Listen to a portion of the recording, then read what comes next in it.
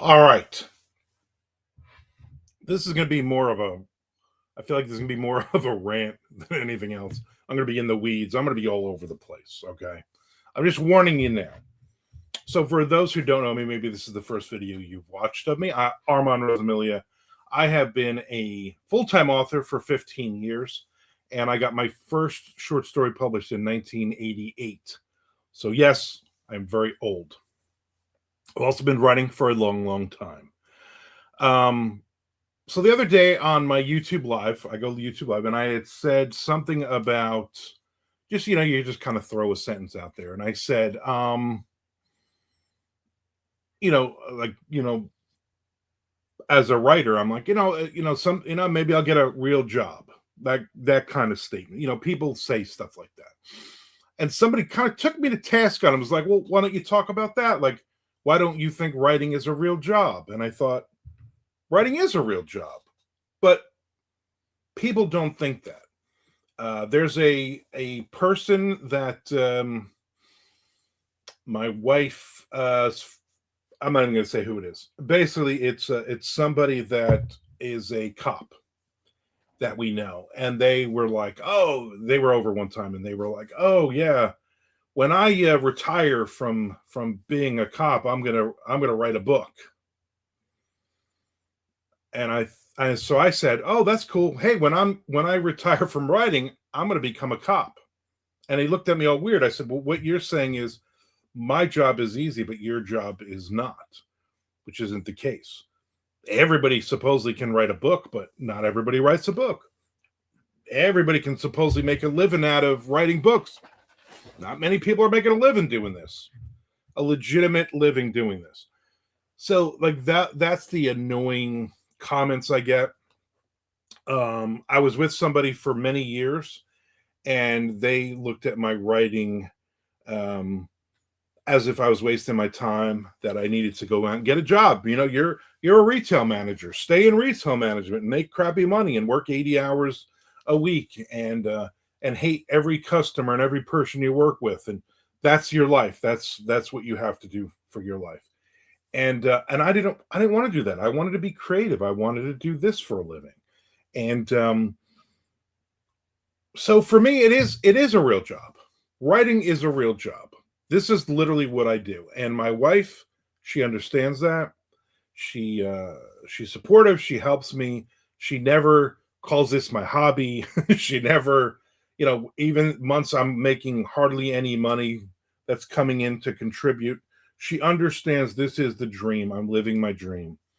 And I've made good money over the years. I've made enough to continue to do this without having to go out and get a real job. And I think that's what annoys me a lot, is when you have people in your life, spouses, girlfriend, boyfriend, whatever, that are not supportive of you, and they think, well, this is just your hobby.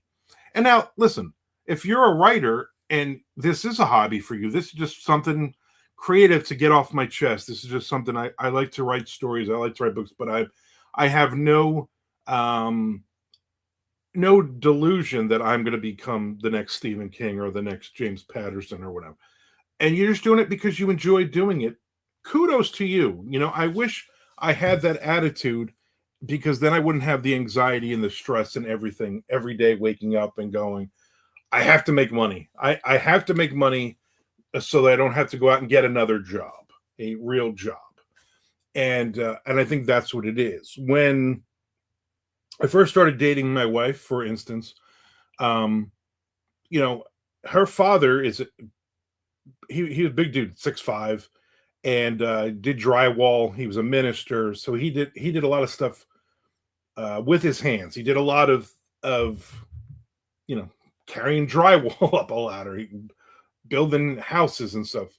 And then his daughter is basically is dating and eventually gonna marry a northerner, a Yankee, who's a pencil pusher. He called me a pencil pusher once.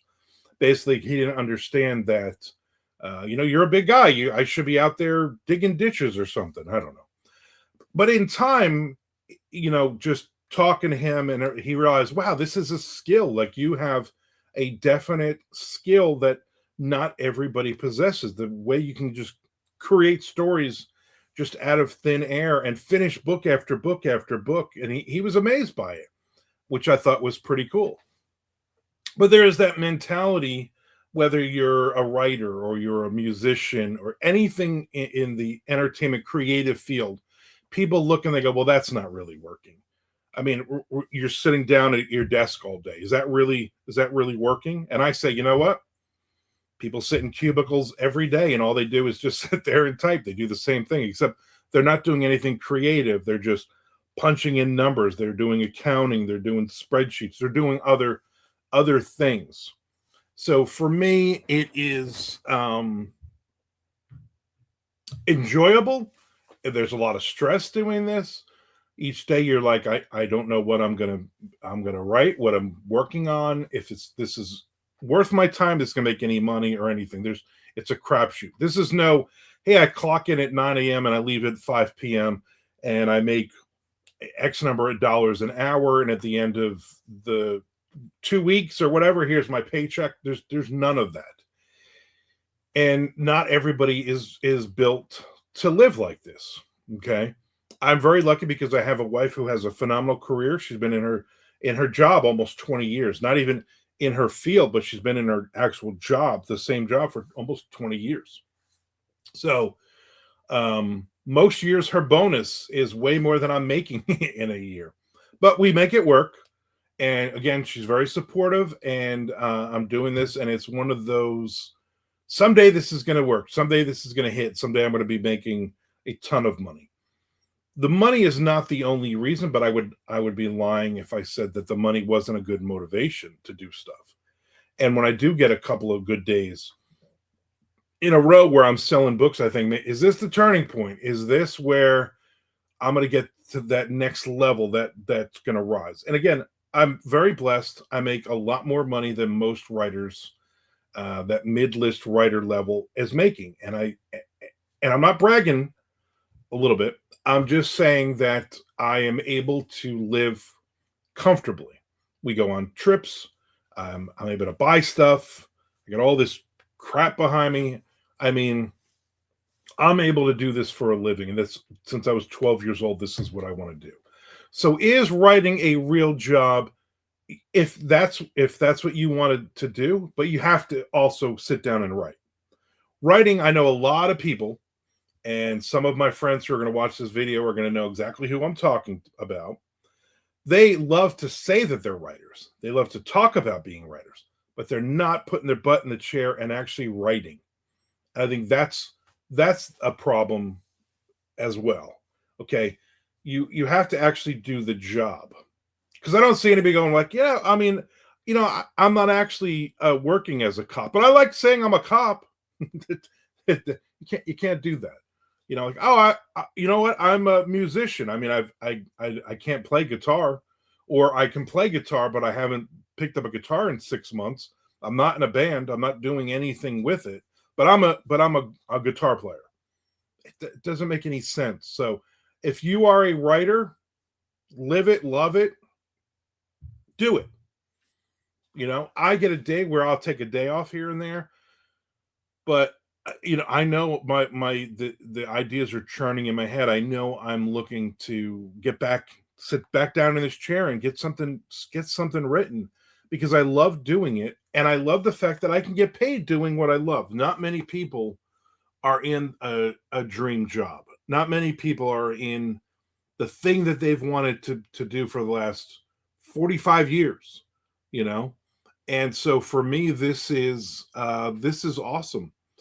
Obviously, I wish the money was better. I wish the money was steadier. I wish I didn't have depression and anxiety and the stress and all the other things that come with this. Although I think all of us as creative people, I think we're all kind of, you got to be a little touched in the head to think that this is a good life plan. Let's be honest. I have a lot of friends who are writers that are just kind of like, yeah, I got a full-time job and I love my job and it supports me and my wife and the kids and everything. And then I'm going to write on the side. And that's awesome. That's good. If you know that that's your lane and you can stay in that lane and still be creative, awesome. If you are, hey, I lost my job or I quit my job and I'm going to become a full-time writer now, but then I'm going to watch Netflix and I'm going to brag that I read 150 books in the last year, which I've had somebody, and you all know who I'm talking about. I don't even know if he even watches these videos. I doubt it. But he bragged one time, this author bragged one time, oh, I read 150 books last year. And I was like, oh, that's cool. I could have read 150 books last year as well, but I didn't. You know why? Because I'm a writer and I needed to also write. So I used kind of the incentive of, hey, if I get this chapter done or this page, whatever, if I can get my words in today, then I'm going to lay on the couch and I'm going to read this tonight. I'm going to read before I go to bed. But I'm not going to go, you know what? It's 9 o'clock in the morning. I'm going to lay on this couch and I'm going to read all day. Me and the cat we're just going to sit on the couch and read all day. And he thought that was, I'm a writer. No, you're not a writer. You're a reader who dabbles in writing every now and then. And you're not working. And you're telling your girlfriend who became your wife that you're a writer and this is how things are done. It's not how things are done. So that person, you know what? That person eventually had to go out and get a real job because they weren't writing. The writing was not their real job. The writing was their playtime. The writing was, when I feel like it kind of thing. So somebody once said to me, we were talking about imposter syndrome. We were talking about other things. And somebody said, if you were a farmer and you rolled out of bed at 4 a.m. and you were like, yeah, I don't want to do this. I don't want to go out and plow the field. I don't want to go out and feed all the horses and the chickens and the goats and whatever else chupacabra, whatever else you have on your farm. You can't. There's no, I'm going to take the day off. There's no, you know what? I'm going to lay around on the couch and I'm going to watch Netflix and then all the animals are not going to eat and all the chores are not going to get done. And, the barn falling apart. I need to fix fencing. I need to plow the fields. I need to, shuck the corn, whatever farm. I don't know. I don't live in a farm. All the farm things. You just go out and do because you know why? That's your job. And as much as I love writing and I love the creative process, blah, blah, blah, this is a job. This is what I do for a living. So I need to treat it like a business. I need to treat it like a job. I need X number of hours every day in this chair. So when I was a retail manager for 20-something years, I worked 6 days a week, 80 or more hours a week. And I hated every second of it. I hated every person. I hated everybody I worked with. I hated every customer, all of that. And I killed all those people a million times in my stories. So I think I got something positive out of it. Now I'm working 7 days a week and I'm probably doing 100 hours a week. But you know what? It doesn't feel like it. This doesn't feel like work. Sometimes it does, but all the times it does not. Sometimes it does, but most of the time it does not. I don't even know what I'm saying. And guess what? Guess what, Frank Edler? I'm not cutting. I'm not editing any of this. So for me, it's and I know I'm out in the weeds again. I'm just babbling. I love to babble. For me, that's the thing. It's a job. It's my job. This is my real job, and I am working it, which means I have to get words done. I have to do promotion. I have to answer emails. I have to hit deadlines. I have to run advertising. I have to build up this YouTube channel, on and on and on and on. All the things I have to do to make this a career, a sustainable career. 15 years now, I've been able to do this full time, which I think is amazing, right? I mean, there aren't a ton of authors that are able to do this. And if you are one of those authors, if you say, hey, I've been writing 20 years, I've been writing 100 years, whatever, kudos to you. That's awesome. That is awesome. If that's your dream, if that's what you want to do with this, do you want this to be a career that you're relying on your creativity and you're relying on your words? That is awesome. I have nothing but respect for you. I also have respect for you if you're like, you know what, I have a real job. I'm working, doing whatever you're doing, and I enjoy my job, and I like to write on the side. This is a second kind of thing. This is this is the hustle. I'm able to write short stories or books or whatever. And I'm able to make money, and I take a weekend or two every year, and I go to a convention or a book signing, and I feel like I'm an author, and I don't think about the day job and stuff. That's awesome. I have a problem if you are not actually doing the writing and you're telling everybody you're a writer, or if you have, oh, I have this book that I wrote 5 years ago and I'm still getting it edited, and it will never be completely edited, and I have all these people are looking and reading this book because I don't want to actually do the rest of this. The writing is such a small part of this job. So it's kind of like saying, say you work in a corporate office and you're like, oh, well, basically, my job is I'm just going to do meetings. I'm going to do a half an hour meeting every day. Which the rest of your day? That's not your job. Your job is just not a half an hour of meetings. Okay, it's the rest of it. It's like a writer.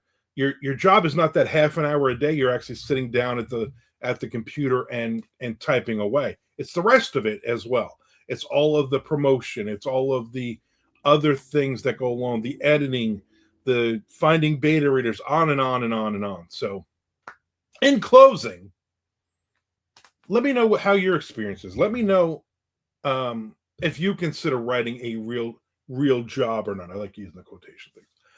And also, thank you for watching this. I appreciate it. Please hit the subscribe button and follow along.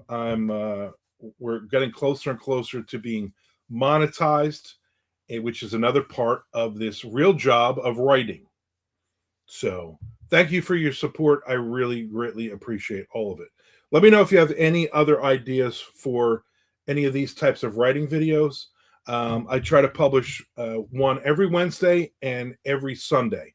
So let me know if there's any topic you want me to cover. Basically stuff that I've done in my career. I'm going to tell you the good. I'm going to tell you the bad. I'm going to tell you the ugly. Appreciate it.